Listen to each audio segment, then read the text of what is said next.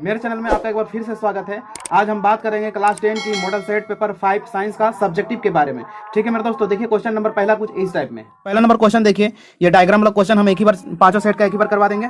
देखिए question number दो बोल रहे हैं खतरे का निशान लाल होता है क्यों? खतरे का निशान लाल क्यों होता है? देखिए आप लोग को बता देते हैं, जब प्रिज्म हम पढ़ाए थे तो आप लोग को बताए थे कि लाल रंग का जो वेवलेंथ होता है बहुत ही अधिक होता है और उसका प्रकीर्णन कम होता है, यानी कि फैलता बहुत कम है, और बैंगनी कलर का वेवलेंथ बहुत कम होता है और वो फैलता बहुत ज्यादा है। ठीक है, तो लाल कलर नहीं फैलने के कारण दूर तक दिखाई देगा, इसलिए खतरे का निशान लाल लेते हैं। ठीक है, यहाँ पे देखिए उत्तर में देखिए लाल रंग प्रकाश विक्षेपण सबसे कम झुकता है, यानी कि लाल रंग का विक्षेपण सबसे कम होता है। लाल वर्ण का बैंड स्पेक्ट्रम के रूप हमारे आंखों में स्पष्ट पूर्वक दिखाई देता है, यानी कि लाल रंग बहुत साफ ही दिखाई देता है। अतः खतरे का निशान लाल होता है ताकि दूर से भी दिखाई दे। आप लोग इसका सीधा सी आंसर आप लोग याद रखिएगा, लाल रंग का तरंगदैर्घ्य बहुत अधिक होता है और वो फैलता कम है, इसलिए हमें खतरे के लिए लाल रंग का निशान लेते हैं। ठीक है मेरे दोस्त, अब आते हैं क्वेश्चन नंबर 3 की ओर। तो क्वेश्चन नंबर 3 में बोल रहे हैं हम ऊर्जा के वैकल्पिक स्रोतों की ओर क्यों ध्यान दे रहे हैं? वैकल्पिक ऊर्जा का मतलब क्या हो गया? एक ऊर्जा हो गया नवीकरणीय ऊर्जा, एक हो गया अनवीकरणीय ऊर्जा। तो नवीकरणीय ऊर्जा है कि दोबारा हमें प्राप्त हो सकता है, तो हम लोग अनवीकरणीय ऊर्जा जो दोबारा हम लोग को प्राप्त नहीं हो सकता, जैसे कि कोयला हो गया, आज नहीं कल पेट्रोलियम या कोयला खत्म ही हो जाएंगे, इसलिए हम लोग ज़्यादा से ज़्यादा किधर ध्यान देंगे? जो नवीकरणीय ऊर्जा है, जैसे कि हो गया जल से हम लोग विद्युत ऊर्जा प्राप्त करेंगे जो कभी खत्म होने वाले नहीं, या फिर पवन ऊर्जा उसे हम लोग प्राप्त करेंगे जिससे वो कभी खत्म होने वाले नहीं है, इसलिए हम लोग ज़्यादा ध्यान किधर देंगे? हम लोग ज़्यादा ध्यान देंगे जो कि नवीकरणीय ऊर्जा है। ठीक है, तो क्वेश्चन में भी देखिए आंसर कुछ उसी टाइप में होंगे। ऊर्जा के पारंपरिक स्रोत जैसे लकड़ी, कोयला, पेट्रोलियम पदार्थ इत्यादि के उपयोग उनका सीमित भंडार कम होता जा रहा है। क्या बोला? लकड़ी, कोयला, पेट्रोल, इस सब का भंडार कम होते जा रहा है। अतः निकट भविष्य विश्व में ऊर्जा संकट से ग्रस्त हो जाएगा, इसलिए गैर पारंपरिक स्रोतों या वैकल्पिक स्रोतों जैसे कि सौर, पवन, जल, सागरीय, भूतापीय और नाभिकीय स्रोतों की ओर हमें ध्यान देना पड़ रहा है, जो कि नवीकरणीय ऊर्जा स्रोत है। यानी कि जो भी नवीकरणीय ऊर्जा स्रोत है हम लोग उधर ही ध्यान देना पड़ेगा, क्योंकि वो जल्दी खत्म नहीं होंगे। ठीक है, अब आते हैं क्वेश्चन नंबर 4 की ओर। तो क्वेश्चन नंबर 4 में है अवक्षेपण अभिक्रिया से आप क्या समझते हैं? एक उदाहरण देकर समझाएं।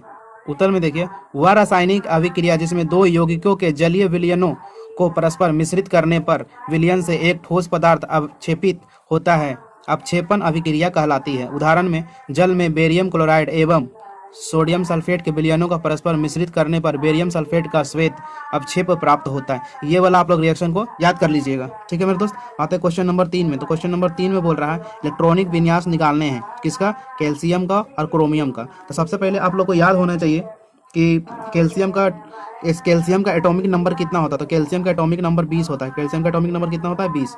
और क्रोमियम का एटॉमिक नंबर कैसे याद होगा? क्रोमियम का मतलब क्रोम, हम लोग 24 घंटा क्रोम चलाते हैं कि नहीं? क्रोम कितना घंटा चलाते हैं? 24 घंटा हम लोग क्रोम ही खोलते रहते हैं नेट में। तो आप लोग याद रखें क्रोमियम का 24 एटॉमिक नंबर होता है, यानी क्रोमियम का 24 परमाणु संख्या 24 है। तो इसको देखिए हम लोग बनाते कैसे हैं, आप लोग को यहाँ पे बता देते हैं। इसी का इलेक्ट्रॉनिक विन्यास निकालने के लिए, जैसे कि मान लीजिए कैल्शियम कितना में है? कैल्शियम 20 नंबर में। कैल्शियम कितना नंबर में? कैल्शियम 20 में। तो ब्रैकेट में यहाँ 20 दीजिएगा। देखिए दो नियम से इसको हम लोग बताएंगे। एक नियम आपका है, हम लोग इस टाइप से एक संख्या का आप लोग याद रखना है, 2 8 8 18 18 32, यानी पहला कक्षा में 2 इलेक्ट्रॉन रह सकते हैं, दूसरा में 8, तीसरा में भी 8, चौथा में 18, फिर 32। तो यहाँ पर ये कैल्शियम है, तो कैल्शियम में पहला में 2 इलेक्ट्रॉन रहेंगे तो 2 लिखिएगा। दूसरा में कितना जाएगा? 8, 8 2 10 हो गया। तीसरा में कितना जाएगा? 8, 8 8 16, 16 2 18, 18 हो गया। अब हमको कितना चाहिए? 2 और चाहिए, तो चौथा इलेक्ट्रॉन में कितना चल जाएगा? 2 चल जाएगा। यह आपका हो गया कैल्शियम का इलेक्ट्रॉनिक विन्यास। आप ये भी बना सकते हैं। ठीक है, फिर आपको दूसरा भी बताते हैं। आप क्रोमियम का निकालना। क्रोमियम कितना में आता है? 24 में। तो 24 का कैसे निकालेंगे? पहला कक्षा में 2, ठीक है, दूसरा में 8, तीसरा में भी 8, तो कितना हो गया? 8 8 16, 16 2 18, और लास्ट में कितना चाहिए? इधर 24 है। 24 में और कितना घट रहा है? 6 घट रहा है, तो ये हो गया 6। कितना हो गया? 8 2 10 10 18 18 18 6 24। यह आपको इलेक्ट्रॉनिक कॉन्फ़िगरेशन यानी कि इलेक्ट्रॉनिक विन्यास आप ये निकाल दीजिएगा, आपका ये आंसर आ जाएंगे। ठीक है मेरे दोस्त, तो इसमें देखिए क्या किया है, ये वाला भी लिखा है, यहाँ लास्ट में दिया है। ठीक है, और यहाँ पे देखिए रॉन्ग है, यहाँ पे 13 ले लिया है। 13 कोई कक्षा में 2 8 8, इसमें तो 8 ही ले सकते हैं ना। ये तीसरा में 13 ले लिया, यहाँ पे थोड़ा सा रॉन्ग है। यहाँ पे सबसे पहले आप लोग लिखिएगा, पहला कक्षा में एस रह सकता है, दूसरा कक्षा में एसपी, तीसरा कक्षा में एसपीडी और चौथा कक्षा में एसपीडीएफ। तो देखिए एस पे 2 इलेक्ट्रॉन हो सकते हैं, पी पे 6 हो सकते हैं, डी पे 10 और एफ पे 14 हो सकते हैं। ठीक है, तो सबसे पहले हम लोग इसका अगर बनाएंगे कैल्शियम का इलेक्ट्रॉनिक विन्यास, तो देखिए पहला वाला ले रहे हैं तो क्या लिखेंगे? 1 एस पे कितना जा सकता है? 2 ही जा सकता है, तो 2 ले लिए। अब नीचे में जा रहे हैं तो क्या लेंगे? 2 में है ना, तो यहाँ लेंगे 2 एस। एस पर हम लोग क्या ले सकते हैं? पहले 2 ही ले सकते हैं। ठीक है, पी भी यहाँ ले सकते हैं, तो 2 वाला ही ले रहे हैं ना, तो 2p6 टोटल कितना हो गया, 6 2 8, 8 2 10, 10 हो गया। फिर नीचे हम जाएंगे तो फिर एस से स्टार्ट होगा, तो क्या लेंगे 3 लेंगे अब S2, देखिए 3 नंबर में S2, उसके बाद क्या लेंगे P6, 3P6। और मैं यहाँ पे जोड़ते इलेक्ट्रॉनिक कितना हुआ है, इलेक्ट्रॉनिक नंबर कितना हुआ, 2 2 4 4 और 6 10, 10 2 12, 12 और 6 12 6 18, 18 और 2 हमको और चाहिए। हम लोग तीसरा में चल रहे हैं तो हम लोग P पर आए तो D में जाएंगे, तो यहाँ पे लिखेंगे 3D 18 2 20। ये आपका इलेक्ट्रॉनिक कॉन्फ़िगरेशन ऐसे भी लिख सकते हैं और ऐसे भी लिख सकते हैं। आपको ऐसे में ज़्यादा दिक्कत हो रहा है तो आप सिर्फ यही लिखिएगा तो आपको वहाँ पे नंबर मिल जाएंगे। इसका भी आपका निकाल के दिखाते हैं, इसका भी उसी टाइप में यहाँ से जाएगा। देखिए 1S2 2S2 2P6 3S2 3P6, यहाँ तक कितना हो गया, जोड़ लीजिए 4 और 4 और 6 10, 10 और 2 12, 12 6 18, 18 हमको 24 चाहिए।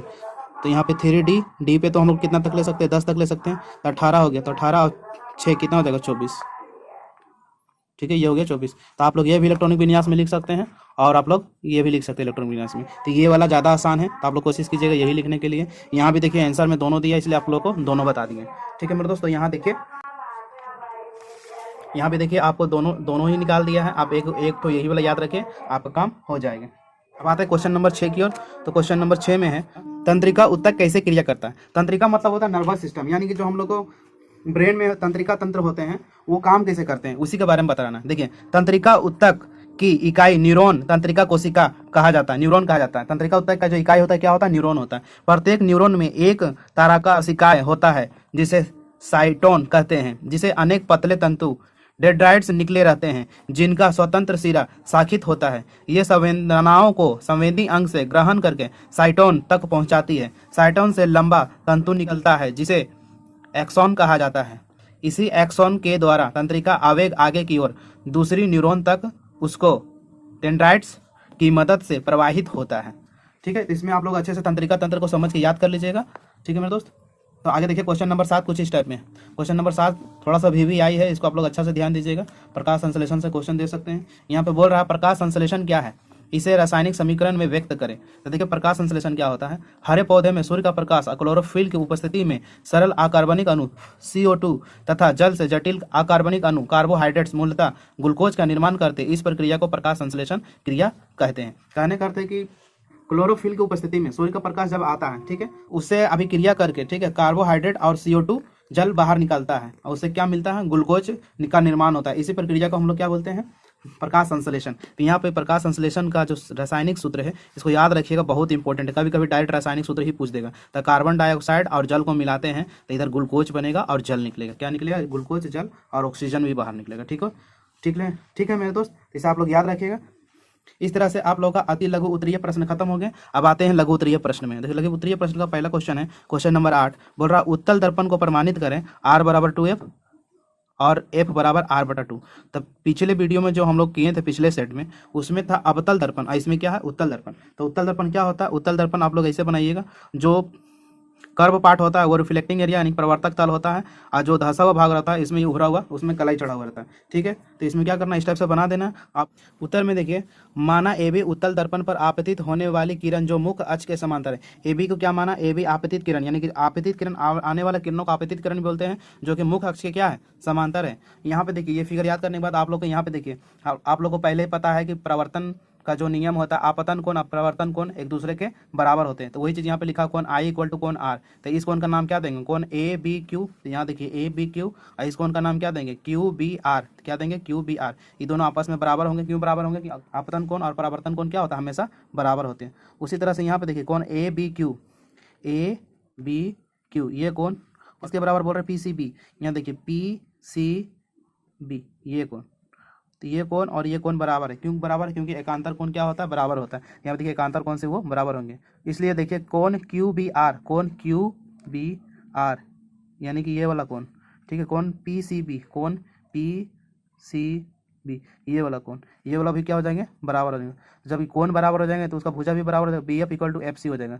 BF देखिए, BF ये बराबर हो जाएंगे इसके FC का, ये दोनों बराबर है। जब ये कोण बराबर, तो ये दोनों भुजा भी क्या हो जाएंगे, आपस में बराबर हो जाएंगे। यहाँ देखिए, छोटे द्वारक के उत्तल दर्पण के लिए बिंदु P के काफी निकट है तो BF, FC और PF तीनों आपस में बराबर हो जाएंगे। अब PF = PC/2। देखिए PC का आधा है PF, तो PC = 2F ठीक है। तो लास्ट में लिख दीजिएगा, इसलिए R इक्वल टू 2F और F इक्वल टू R/2 हुआ। ठीक है, आप लोग इस डेरिवेशन को बहुत अच्छे से कर लीजिएगा। ठीक है मेरे दोस्त, अब आते हैं क्वेश्चन नंबर 9 की ओर। क्वेश्चन नंबर 9 में देखिए नॉमेरिकल है, नॉमेरिकल हम एक ही बार करवाएंगे, नॉमेरिकल छोड़ दिए हैं। ठीक है, अब आते हैं क्वेश्चन नंबर 10 की ओर। क्वेश्चन नंबर 10 देखिए, प्रत्यावर्ती धारा उत्पन्न करने वाले एक स्रोत का नाम लिखिए। बी में है प्रत्यावर्ती धारा की आवृत्ति क्या होती है। प्रत्यावर्ती धारा एक दृष्टि धारा की एक मुख्य अंतर बताएं। ठीक है, तो देखिए उत्तर ए में प्रत्यावर्ती धारा उत्पन्न करने वाले स्रोत का नाम प्रत्यावर्ती धारा जनित्र है। यानी कि ऐसी करंट को हम लोग ऐसी जनरेटर से उसे उत्पन्न किया जा सकता है। बस आप लोग याद रखिएगा, एसी जनरेटर यानी कि एसी जनित्र से हम लोग प्रत्यावर्ती जनित्र से उसे हम उत्पन्न किया जा सकता है। बी में है, बी का बोल रहा है कि उसका आवृत्ति कितना होता है। तब देखिए भारत में आवृत्ति जो है करंट का वो है 50 हर्ट्ज। ठीक है, यहाँ देखिए एक पूर्ण प्रत्यावर्तन एक चक्र को कहा जाता है। ऐसे में एक सेकेंड में होने वाले चक्रों की संख्या को प्रत्यावर्ती की आवृत्ति कहते हैं, जो कि भारत में कितना है 50 हर्ट्ज। ठीक है, सी में बोल रहा है प्रत्यावर्ती धारा के निश्चित समय अंतराल के पश्चात अपनी दिशा बदलती रहती है, जबकि दिष्ट धारा सदैव एक ही दिशा में प्रभावित होती रहती है। देखिए बोल रहा है प्रत्यावर्ती धारा यानी कि ऐसी करंट जो है समय के साथ वो क्या हो रहता है, उसका दिशा हमेशा बदलते रहता है, जबकि दिष्ट धारा होता है जो कि डीसी करंट होता है, वह समय के साथ एक ही दिशा में बहती रहती है। ठीक है मेरे दोस्त, अब आते हैं क्वेश्चन नंबर 11 की ओर। तो क्वेश्चन नंबर 11 में है, दिए गए चित्र को देखें और निम्न प्रश्नों का उत्तर दें। तो इस चित्र को आप लोग याद कर लीजिएगा, जितना भी चित्र वाला हम बता दे रहे हैं कि याद कर लीजिए, इसी से क्वेश्चन वहाँ पे आप लोग को मिलेंगे। तो इसमें देखिए सबसे पहले ऐसा वाला जब भी चीज रहता है तो बीच में हम लोग क्या बोलते हैं, 2 इलेक्ट्रोड रहता है। ठीक है, चित्र के बारे में पहला आंसर बोला, चित्र में किस प्रकार की अभिक्रिया दर्शाई गई है।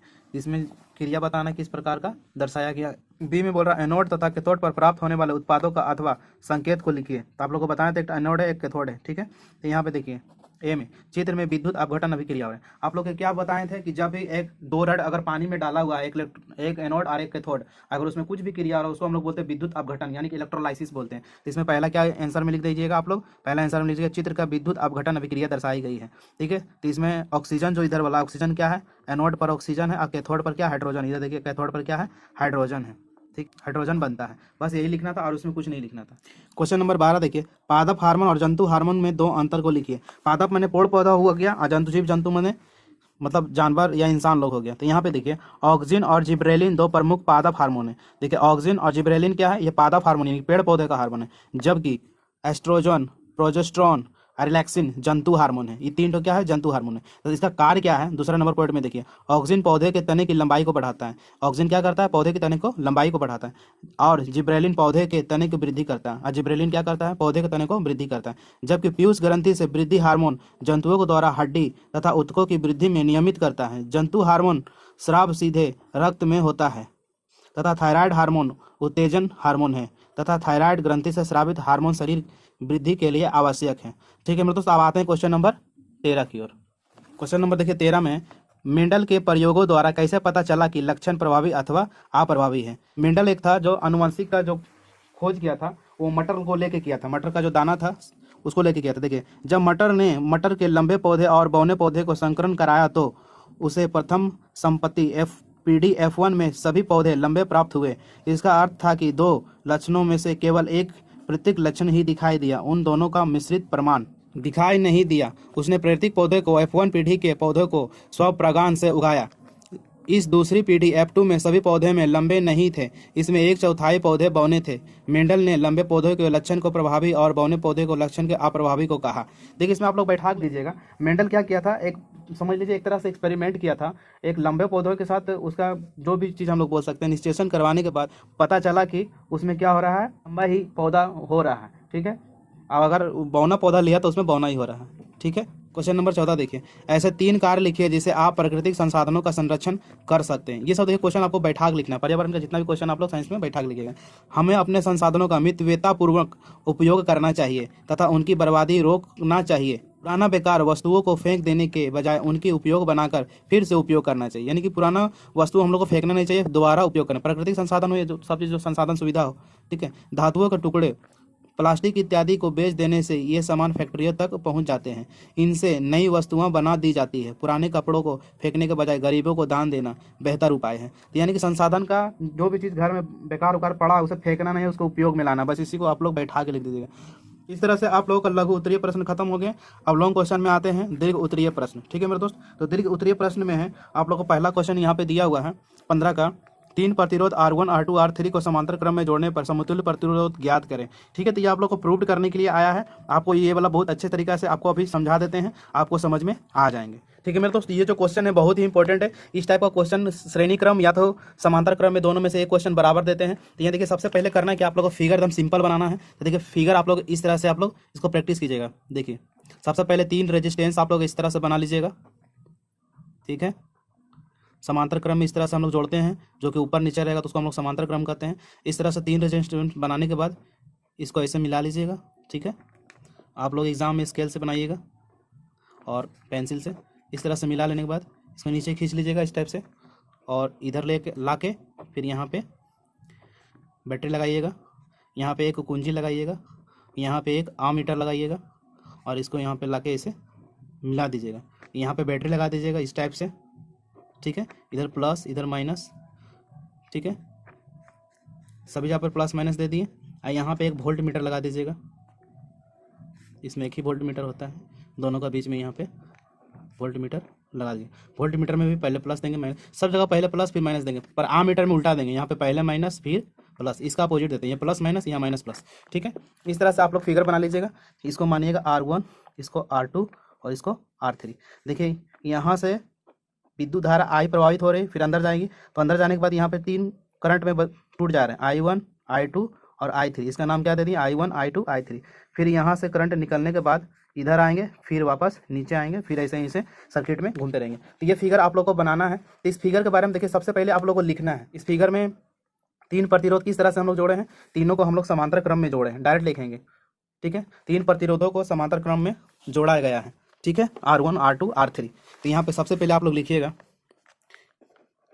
3 प्रतिरोध को समांतर क्रम में जोड़ा गया है। ठीक है, यहाँ पे लिखेगा R1 R2 और R3। ठीक है, और यहाँ पे लिख दीजिएगा विद्युत धारा I प्रवाहित होती है। इसका कंस्ट्रक्शन यहाँ पे आप लोग लिख दीजिएगा, और कुछ नहीं करना है। यहाँ पे क्या वोल्ट मीटर और आमीटर जोड़ा है, लिख दीजिएगा यहाँ वोल्ट मीटर और आमीटर जोड़ा है। ठीक है मेरे दोस्त, इस टाइप से आप लोग यहाँ पे बैठा के लिख दीजिएगा। उसके बाद इसके बाद आप लोग को डेरिवेशन करना है। ये फिगर इस सिंपल बनाना है और अपना लैंग्वेज में यहाँ पे लिखना है। उसके बाद यहाँ पे डेरिवेशन सिंपल से कर देना है। ये लिखने के बाद आप लोग करना क्या है, यहाँ ओम का नियम से कैसे बनाएंगे हम लोग, ओम का नियम। तो ओम का नियम हम लोग जानते हैं कि ओम का नियम, यहाँ पे देखिए कांची का बंटवारा, यहाँ करंट का बंटवारा हो रहा है। ठीक है, तो ओम का नियम हम लोग जानते हैं, हम लोग को आई निकालना है, क्योंकि यहाँ करंट का बंटवारा हो रहा है। तो हम लोग डायरेक्ट सबसे पहले लिख सकते हैं ओम का नियम होता है आई इक्वल टू क्या होता है, आई इक्वल टू होता है V/R। आपको ओम का नियम पता है, आई इक्वल टू V/R लेंगे। यहाँ पे देखिए करंट का बंटवारा हो रहा है, यहाँ पर क्या हो रहा है, आई है जो किसके बराबर है, I1 + I2 + I3 के। ठीक है, यहाँ पे देखिए समीकरण अगर 1 मान लेते हैं, तो यहाँ पे देखिए यहाँ I है, तो हम लोग क्या लेंगे V/R1। तो I1 अगर रहेगा, I1 का अगर मान निकालना चाहेंगे तो हम लोग क्या लेंगे V/R1 लिख सकते हैं। ठीक है, अगर I2 निकालना चाहेंगे तो हम लोग क्या लिख सकते हैं V/R2। अब अगर I3 लेना चाहेंगे तो हम लोग क्या लिख सकते हैं V/R3। ठीक है, आई तीनों का मान I1 I2 I3 का मान इसमें अगर हम लोग पुट कर देते हैं समीकरण 1 में रखने पर, ठीक है, यहाँ आप लिख सकते हैं I1 I2 और I3 का मान समीकरण 1 में रखने पर तो समीकरण 1 क्या है, यहाँ पे है I equal to I1 + I2 + I3। तो I की जगह पे हम लोग लिख सकते हैं V/R। ठीक है, और यहाँ पे I1 की जगह क्या लिख सकते हैं V/R1। देखिए I1 की जगह लिखा हुआ V/R1। उसी तरह से I2 की जगह क्या लिख सकते हैं V/R2। उसी तरह से I3 की जगह क्या लिख सकते हैं V/R3। यहाँ देखिए V/R लिखेंगे, यहाँ V को तीनों में है तो V को कॉमन ले लेंगे, तो अंदर में क्या बचेगा V/R1 + V/R2 प्लस, यहाँ देखिए V कॉमन ले लेंगे तो क्या बचेगा, यहाँ 1 बचेगा 1/R1 + 1/R2 + 1/R3। भी यहाँ से काट देंगे, आपका फाइनल आंसर आ जाएंगे 1/R equal to 1/R1 plus 1/R2 plus 1/R3। ये आपके होंगे प्रूफ्ड। ठीक है मेरे दोस्त, तो इस तरह से आप लोगों को डेरिवेशन को प्रूव करना। ये क्वेश्चन लॉन्ग में देंगे और ये बहुत इंपॉर्टेंट क्वेश्चन है, 5 नंबर का क्वेश्चन है। आप लोग को शुरू से दिखा देते हैं, आप लोग इसे चाहे तो नोट डाउन कर सकते हैं। ठीक है, यहाँ से देखिए, आप लोग पहले से फिगर को देख लीजिए, उसके बाद फिगर के बाद देखिए लिखना क्या है, इसको देखिए, फिर नीचे देखिए, इस सिंपल लैंग्वेज में एकदम लिखा हुआ अपना लैंग्वेज में, बस इतना कर दीजिएगा, इसमें आपको 5 नंबर मिल जाएंगे। यहाँ पे देखिए कुछ इस टाइप में ही 15 में सारा चीज़ लिखा हुआ है, आप लोग सब एक बार पढ़ के देख लीजिएगा, सारा चीज़ वही लिखा हुआ है। ठीक है, क्वेश्चन नंबर 16 में है विद्युत शक्ति क्या है, निगमन करें H बराबर I² RT, यानी कि प्रूव करना है। पूरा H किसी प्रतिरोधक R है, विद्युत धारा I है, T समय है, तो उत्पन्न ऊष्मा की मात्रा होगी। सी में बोल रहा 6 बैटरी से गुजरने वाली हर कुल आवेश की कितनी ऊर्जा दी जाती है। तो यहाँ पे देखिए सबसे पहले उत्तर में किसी विद्युत ऊर्जा के उपयुक्त अथवा क्षय विद्युत ऊर्जा की दर को विद्युत शक्ति कहते हैं। देखिए विद्युत ऊर्जा की दर को हम लोग क्या बोलते हैं, शक्ति कहते हैं। तो शक्ति का जो फॉर्मूला होता है यहाँ पे देखिए, शक्ति बराबर होता है कार्य बटा समय। कार्य बटा क्या होता है, समय, P बराबर W/T। ठीक है, तो P बराबर VI भी होता है। ठीक है, तो P बराबर I² R भी होता है, V²/R भी होता है। तो विद्युत शक्ति का ऐसा ही मात्रा क्या होता है, वाट होता है। ठीक है, अतः 1 वाट बराबर कितना होता है, 1 वोल्ट 1 एम्पियर। 1 वाट अगर बोलेंगे तो 1 वोल्ट 1 एम्पियर होगा। P में इसका जो बोला है उत्तर है B का। यदि किसी R प्रतिरोध का प्रतिरोधक से होकर विद्युत धारा I T समय के लिए प्रवाहित होती है, तो यदि प्रतिरोधक के सिरे के बीच का विभवांतर भी हो, तो संपन्न किया गया कार्य क्या हो जाता है, W = विभवांतर गुना आवेश या विभवांतर गुना धारा गुना समय। तो W = VH हम लोग लिख सकते हैं। यह कार्य SI प्रणाली ऊष्मा के बराबर होता है, अतः उत्पन्न ऊष्मा की परिणाम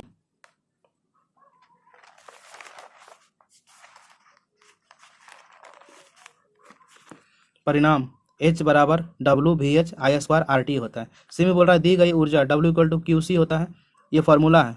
वर्क बराबर क्या होता है, QC। तो यहाँ पे देखिए Q का मान दिया था 1 कूलम और वोल्ट दिया होता 6, तो दोनों गुना करेंगे कितना आ जाएगा, 6 जूल। ठीक है, ये डेरिवेशन आपका हो गया, आपको इसे याद कर लीजिएगा। ठीक है मेरे दोस्त, अब आते हैं क्वेश्चन नंबर 17 की ओर। तो क्वेश्चन नंबर 17 बहुत ही VVI क्वेश्चन है, यानी कि वेरी वेरी इंपॉर्टेंट क्वेश्चन। इस टाइप का क्वेश्चन एग्जाम में देखने को मिल सकते हैं। केमिस्ट्री में धातु और अधातु में अंतर पूछते हैं। आप लोगों को बहुत अच्छे तरीके से बता देंगे धातु और अधातु का अंतर, आप लोगों को समझ में आ जाएंगे, तो याद करने में सुविधा बहुत जल्दी हो जाएंगे। देखिए धातु क्या होता है, धातु में अगर आप टक्कर मारिएगा तो बहुत जोर से आवाज़ करेगा, और अधातु में टक्कर मारिएगा तो उतना जोर से आवाज़ नहीं करेगा। धातु क्या होता है, धातु में हम लोग ज़्यादातर करंट पास कर सकते हैं, और अधातु में करंट पास नहीं कर सकते हैं। धातु में क्या होता है, धातु ज़्यादातर ठोस अवस्था में मिलता है, सिर्फ एक पारा है जो द्रव अवस्था में मिलता है। अधातु ठोस, द्रव, गैस तीनों में मिल जाते हैं। ठीक है, तो उसी को हम लोग बैठा के यहाँ पे लिखते हैं कुछ गुणधर्म को इसका। तो इसमें रासायनिक गुणधर्म बोला है लिखने के लिए। तो देखिए पहला इसका जो है धातु का, बोल रहा धातुएं साधारणतः अम्ल से अभिक्रिया करके लवण बनाती है तथा H2 गैस मुक्त करती है। क्या करता है, H2 गैस मुक्त करता है। इसको आप लोग एकदम रट के जाइएगा। ठीक है, धातु अधातु क्वेश्चन आ सकते हैं। अधातु की अभिक्रिया अम्लों से होने वाला लवण नहीं बनते, इसमें लवण नहीं बनता है। दूसरा पॉइंट में देखिए, धातु ऑक्सीजन से संयोग कर क्षारीय ऑक्साइड बनाते हैं, क्षारीय ऑक्साइड बना देता है। अधातु ऑक्सीजन से संयोग कर अम्लीय ऑक्साइड बनाता है, ये क्षारीय बनाता है और ये अम्लीय बनाता है। यहाँ देखिए धातुएं साधारणतः हाइड्रोजन से संयोग नहीं करती है, लेकिन कुछ धातुएं जैसे LiCa आदि हाइड्रोजन से संयोग हाइड्राइड बनाती है। अनेक अधातुएं हाइड्रोजन से संयोग कर अस्थायी यौगिक बनाती है, जो कि सहसंयोजक होता है। चौथा में है धातुएं क्लोरीन से संयोग कर विद्युत संयोजक क्लोराइड बनाती है। इसमें चौथा में है अधातुएं क्लोरीन से संयोग कर सहसंयोजक क्लोराइड बनाती है। ठीक है, यहाँ पे देखिए धातुएं जल से अभिक्रिया कर ऑक्साइड या हाइड्रोक्साइड बनाती है, जबकि अधातुएं जल से अभिक्रिया नहीं करती है। ये जल से अभिक्रिया नहीं करती और जल से अभिक्रिया करके क्या बनाता है, ऑक्साइड हाइड्रोक्साइड बनाता है। ठीक है मेरे दोस्त, इससे पहले जो मैंने धातु अधातु का बताया था वो भौतिकीय अंतर था। भौतिकीय अंतर लिखना बहुत ही आसान है, पर रासायनिक वाला थोड़ा सा मुश्किल है, इसलिए रासायनिक वाला आप लोग एकदम पूरा अच्छे तरीके से इसको याद करके जाइएगा। ठीक है मेरे दोस्त, अब देखिए इसमें बी का जो आंसर क्वेश्चन बोला है, दिए गए धातुओं की क्रियाशीलता को अवरोही क्रम में व्यवस्थित करें। अवरोही क्रम में आपको व्यवस्थित करना है जितना भी चीज़ दिया हुआ है। तो यहाँ पे देखिए बी का, दिए गए धातुओं को उनकी घटती क्रम में इस तरह व्यवस्थित करते हैं। देखिए घटती हुए क्रम में लिखे, सबसे बड़ा ये होता है, उसके बाद कैल्शियम, फिर Na, फिर Mg, फिर Zn, फिर ये। ठीक है, तो इसको आप लोग रट लीजिएगा, घटती क्रम में लिखने के लिए बोलेगा तो केमिस्ट्री को आपको याद ही करना होगा। ठीक है, अब आते हैं क्वेश्चन नंबर 18 की ओर।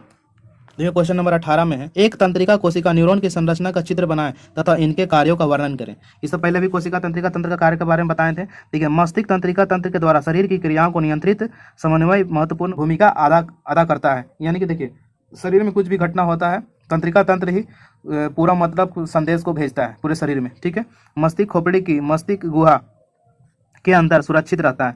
मस्तिष्क गुहा, इसको मस्तिष्क गुहा बोलते हैं, इसके अंदर ही खोपड़ी रहता है। ठीक है, यह चारों तरफ से झिल्ली से घिरा होता है जिसे मेनिजीज कहते हैं। ये झिल्ली से घिरा रहता है, उसको क्या कहते हैं हम लोग? मेनिजीज कहते हैं। मेनिजीज तथा मस्तिष्क के बीच सेरिब्रोस्पाइनल द्रव भरा होता है जो मस्तिष्क को बाहरी आघात से सुरक्षित रखता है। मस्तिष्क को बाहरी आघात से यानी चोट घाट लगने से उसे सुरक्षित रखता है तथा मस्तिष्क के नम बनाए रखता है। मस्तिष्क के 3 प्रमुख भाग हैं, अग्र मस्तिष्क, मध्य मस्तिष्क, पश्च मस्तिष्क, यानी कि आगे और बीच और पीछे का मस्तिष्क। यहाँ देखिए आप लोग मस्तिष्क का ये फिगर बना लीजिएगा। ठीक है, कहाँ पे क्या बोलते हैं? इसको बोलते हैं सेरिबलम, यहाँ पे पीछे अलग सेरिबलम, इसको सल्कस बोलते हैं, गायरस, सेरिब्रम बोलते हैं बीच वाला को, और इसको बोलते हैं कर्पस कैलोसम या पोन्स वेराइलाई, मेंडुला आम्बलागोटा, पीछे वाला क्या बोलते हैं? मेंडुला आम्बलागोटा।